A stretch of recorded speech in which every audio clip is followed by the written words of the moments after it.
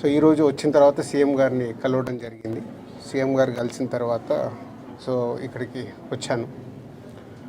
ఇప్పుడు భాస్కర్కి మెయిన్గా ఇటు ఇండస్ట్రీ నుంచి అన్ని రకాలుగా నా ద్వారా నిలబడి వాళ్ళని అన్ని రకాలుగా జాగ్రత్తగా చూసుకునే బాధ్యత తీసుకుంటున్నాము. అలాగే భాస్కర్ని అడిగాను ఇప్పుడే, వర్కింగ్ ఇన్ ప్రైవేట్ జాబ్.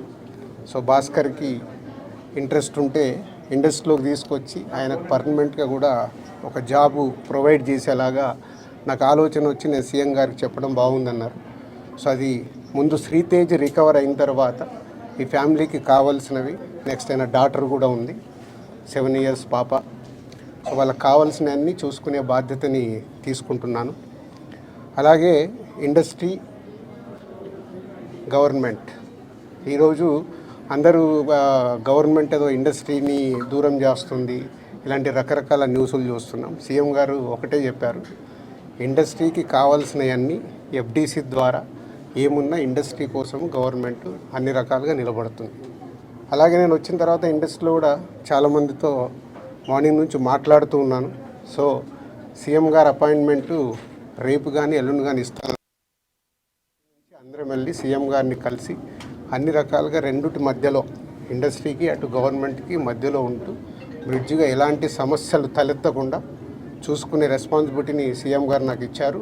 అటు చూస్తూ భాస్కర్ ఫ్యామిలీని కూడా చూసుకునే బాధ్యతను సో భగవంతుడి దయ వల్ల శ్రీతేజ్ తొందరగా రికవర్ అయ్యి మామూలు మనిషి అవుతాడని ఆశిస్తూ సెలవు తీసుకుంటాం. ఎట్లా ఉన్నారు శ్రీతేజ్ ఆరోగ్యం? ఎట్లా ఉంది? చాలా ఇంప్రూవ్మెంట్ ఉందని ఇప్పుడే డాక్టర్ చెప్పారు.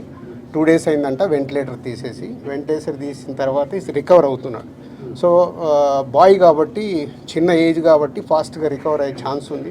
గాడ్ గ్రేస్, వెంటిలేటర్ తీసిన తర్వాత కూడా రికవరీ కనిపిస్తుంది కాబట్టి డెఫినెట్గా తొందరలోనే కోలుకుంటారు. ఈ ఎపిసోడ్కి ఇంకా తెరబడట్లేదు సార్ మీరు వచ్చినందుకు? చూద్దాం. అంటే ఎపిసోడ్ జరుగుతుంది, దేనికి ఎలా మలుపులు తిరుగుతుందో మన అందరికి తెలుసు. అన్ని 2 రకాలుగా ఇటు ఇండస్ట్రీలో జరుగుతుంది కానీ అటు గవర్నమెంట్ సైడ్ కానీ రెస్పాన్సిబిలిటీ తీసుకొని అన్ని తొందరలోనే సమసిపోయేలాగా రూట్ వేస్తుంది.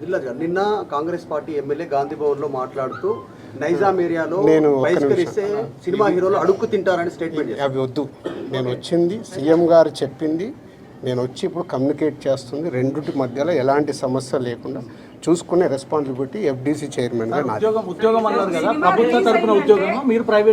ప్రైవేట్గా ముందు ఫిలిం ఇండస్ట్రీ నుంచి నేను చేయాల్సింది ఏంటంటే, నేను నిర్ణయం తీసుకుంటున్నాను, సీఎం గారికి కూడా చెప్పాను. రేపు అక్కడి నుంచి గవర్నమెంట్ నుంచి ఏమొస్తుందని మనం చూద్దాం. ఒక సినిమా రిలీజ్ అయిందంటే ఖచ్చితంగా అభిమానుల దగ్గరికి వచ్చి పలకరించడం, సినిమా గురించి అభిమానులతో కలిసి చూడడం అనేది ఆనవాయితీగా వస్తుంది.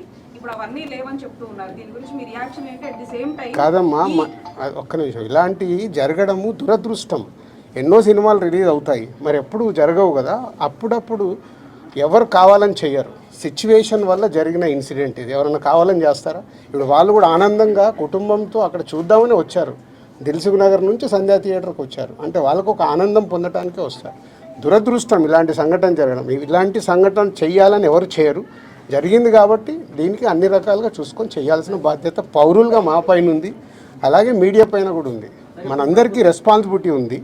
దీన్ని మనము మీ సైడ్ నుంచి కూడా రెస్పాన్సిబిలిటీ ఏంటి, కరెక్ట్గా చూపించిందే 10 సార్లు చూపించి 10 సార్లు వేసి జనాలకు కాకుండా జాగ్రత్త. ఇప్పుడు నేను మాట్లాడాను, దీంట్లో ఉన్న మంచిది జనాల దగ్గరకు తీసుకెళ్ళి సొసైటీకి ఉపయోగపడేలాగా చేయాలి. ఇప్పుడు మీరు చెప్పినారు ప్రభుత్వానికి ఇండస్ట్రీకి మధ్య బ్రిడ్జ్ లాగా మీరు పనిచేయబోతున్నారని. సీఎం చెప్పిన మాటలకి అల్లు అర్జున్ కౌంటర్గా ప్రెస్ మీట్ పెట్టి అవన్నీ కమెంట్స్ చేసినారు, మీరు చూసే ఉంటారు. అట్లా కాదు, ఫాల్స్గా చెప్తున్నారు అని. దాన్ని మీ అబ్జర్వేషన్? నేను అదే కదా రాత్రి వచ్చాను, వచ్చి ఇప్పుడు సీఎం గారిని కలిశాను. సీఎం గారు చెప్పాల్సింది మీకు చెప్పాను. తర్వాత అల్లు అర్జున్ కూడా కలుస్తాను, ఇండస్ట్రీలో ఇంపార్టెంట్ పర్సన్గా. కలిసిన తర్వాత అది కూడా చెప్పి సమన్వయం చేస్తాను. అదే నా డ్యూటీ. నేను మాట్లాడతాను, నేను కలిసిన తర్వాత మాట్లాడతాను. మీకు అదే మళ్ళీ నన్ను కూడా కాంట్రవర్షియల్ క్వశ్చన్ వేసి తీసుకురావద్దు. నేను ఇంకా కలవలేదు, కలిసిన తర్వాత మాట్లాడతాను. ఇప్పుడు సీఎం గారు పాయింట్ ఆఫ్ వ్యూలో మొత్తం విన్నాను, అన్నీ చెప్పాను. ఆయన పాయింట్ ఆఫ్ వ్యూలో విన్న తర్వాత నెక్స్ట్ ప్రెస్ మీట్లో మాట్లాడతాను. నాకు ముందు కావాల్సింది ఏంటంటే, మనందరికీ కావాల్సింది ఏంటి, సీఎం గవర్నమెంట్దా లేక అల్లు అర్జున్దా కాదు, ఈయనకి ఏం సపోర్ట్ చేస్తున్నాం, ఈయన ఫ్యామిలీని ఎలా కాపాడుతున్నాం అనేది మన అందరి రెస్పాన్సిబిలిటీ. దాని మీద ఫోకస్ చేద్దాం. ఈ ఫైనాన్షియల్గా అన్ని రకాలుగా భాస్కర్కి నిలబడబోతున్నాం. అది నేను లీడ్ చేస్తున్నాను, నేనే పక్క నుండి నేను అన్నీ చేయిస్తాను. అది చెప్పడానికే సీఎం గారు చెప్పమన్నారు. ఈరోజు ద్వారా కూడా ఆయనకు జరగాల్సింది డెఫినెట్గా జరుగుతుంది. లాజికల్గా టెక్నికల్గా జరగాల్సిన అన్ని అయిపోయిన తర్వాత భాస్కర్కి అందరం పక్కన నిలబడి కాపాడుకునే బాధ్యత మాది. ఎందుకంటే ఇప్పుడు ఈరోజు బాబుకి అయ్యే ఎక్స్పెన్సెస్ కావచ్చు, పిల్లగాన్ని చదివియాలి, పాపం చదివియాలి, ఆయనకున్న చిన్న ఉద్యోగము, ఫ్యామిలీని కాపాడుకుంటూ ఆయన చేయాల్సిన బాధ్యత ఉంది. కాబట్టి ఆయనకు అందరం మేము అండగా నిలబడి చేస్తాం. సీఎం గారు చెప్తేనే మీరు ఇక్కడికి వచ్చి నా డ్యూటీ నేను చేస్తున్నాను. అదే మీ డ్యూటీ ఎట్లా సార్? నీ డ్యూటీ నువ్వేం చేస్తున్నావు? నువ్వు నాకు క్వశ్చన్స్ చేస్తున్నావు. ఎఫ్డీసీ చైర్మన్గానే సీఎం గారు అక్కడి నుంచి చెప్పాల్సింది చెప్తున్నాను. నేను సీఎం గారు చెప్పిందే చెప్తున్నాను.